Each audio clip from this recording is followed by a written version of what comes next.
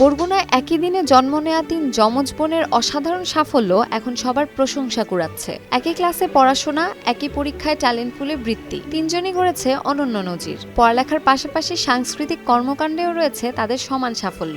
ভবিষ্যতে একজন চিকিৎসক আর দুজন প্রকৌশলী হতে চায়।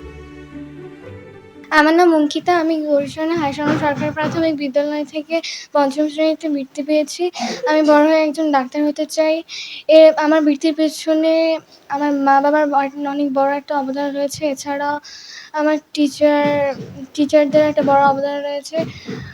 তারা যা স্টাডি করতে দিতেন আমি প্রতিদিন করতাম। আমি এই লেখাপড়ার পাশাপাশি কবিতা, গান বাজনা, নাটক,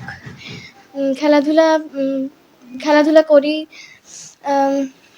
গৌরীচরণ হাইসংলগ্ন সরকারি প্রাথমিক বিদ্যালয় থেকে পঞ্চম শ্রেণীতে বৃত্তি পেয়েছি।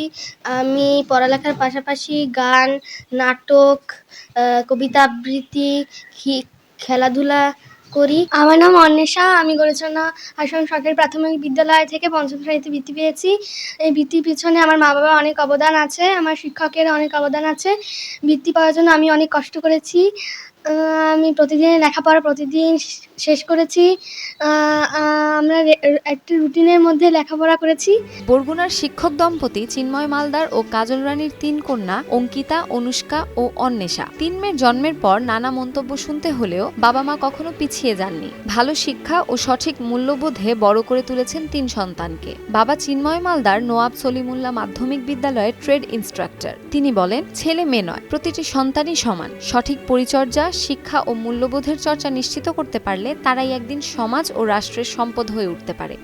মায়ের বুকের দুধ তেমন পায়নি, পাটার দুধ খেয়ে বড় হয়েছে এবং ওদের রোগ ছিল অনেক। ওষুধ, আমার অ্যান্টিবায়োটিক্স ওদের চলতেই ছিল। ওরা যে বাঁচবে আমি কল্পনা করতে পারি না, কিন্তু ঠাকুরের কৃপায় ওরা বেঁচে গেছে। ওদের এখন আমার চেষ্টা থাকবে ওরা মানুষের মতো মানুষ হবে। এই জন্য আমি ওদের দীর্ঘায়ু কামনা করছি। গৌরীচন্না সরকারি প্রাথমিক বিদ্যালয়ে শুরু হয় তাদের শিক্ষা জীবন। একই শ্রেণীতে পড়েও ছিল সুস্থ প্রতিযোগিতা। লেখাপড়ার পাশাপাশি গান, নাচ ও আবৃত্তিতেও রয়েছে একাধিক অর্জন। সর্বশেষ প্রাথমিক বৃত্তি পরীক্ষায় ৩ জনই ট্যালেন্ট পুলে বৃত্তি পেয়ে নতুন দৃষ্টান্ত স্থাপন করেছে। আসলে প্রথম যখন ওরা জন্মগ্রহণ করছে ৩টা মেয়ে, তখন সবাই একটু বলছে যে ৩টা মেয়ে হইলেও একটা ছেলে হইলে ভালো হইতো আর কি, এরকম। তারপর বলছে যে ৩টা মেয়ে মানে ভবিষ্যৎ কি এদের, এরকম কিছু কথা শুনছি।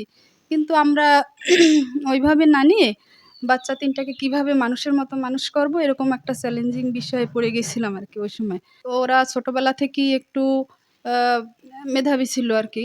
যখন স্বরবর্ণ, ব্যঞ্জনবর্ণ, তারপর এগুলো আমাদের শেখানো লাগেনি। ওরা নিজেরাই কেমন যেন তিনজনে আর কি মানে প্রতিযোগিতা করেই শিখে ফেলেছে। এক পর্যায়ে যখন স্কুলে দিলাম তখন দেখলাম যে না, ওদের ভিতর ট্যালেন্সি আছে, মেধা আছে। তারপর ওদের পড়াশোনার প্রতি একটু মনোযোগও আছে ভালোই। পড়াশোনা ছাড়া ওরা ক্রীড়া, তারপর আপনার সাংস্কৃতিক অঙ্গনে ভালো পুরস্কারের অবদান আছে ওদের। ৩ যমজ বোনের এই অনন্য সাফল্য বরগুনার শিক্ষা অঙ্গনে এক অনুপ্রেরণার গল্প হয়ে উঠেছে। তাদের স্বপ্ন পূরণ হোক, দেশ ও জাতির কল্যাণে তারা নিজেদের মেধা কাজে লাগাক, এমন প্রত্যাশা শিক্ষক, স্বজন ও এলাকাবাসীর।